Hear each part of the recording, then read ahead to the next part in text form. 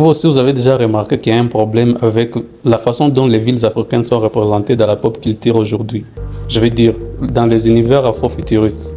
Regardez par exemple dans Black Panther de Marvel. Il y a toujours ces côtés occidentaux dans les villes, les bâtiments, les façons de s'habiller. On rajoute juste une petite couche d'africanité, si je peux le dire. Il y a encore plein d'autres exemples qui montrent toujours que c'est vraiment un problème qui est récurrent. Par exemple, dans les films, la série d'animation Iwaju, produit par un studio nigérien en collaboration avec Disney.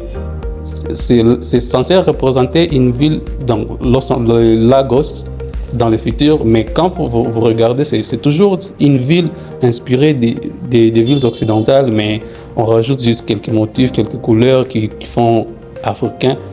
Et moi, je trouve que ça, c'est un vrai problème pour la représentation des futurs Africains, si je peux le dire.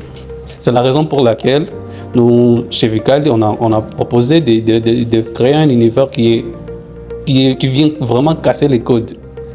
Donc, c'est un univers 100% inspiré des réalités africaines sans s'inspirer des codes occidentaux pour décrire les villes africaines du futur. Et puis, ça ne s'arrête pas uniquement à la façon dont les maisons sont représentées. Donc, l'esthétique de la ville, ça englobe aussi la façon de s'habiller, les langues même qui sont reprises dans ces univers futuristes. Pour dire que le futur des villes africaines est censé représenter réellement ce que nos histoires deviennent, ce que notre façon de s'habiller, notre façon de parler, de danser, tout quoi.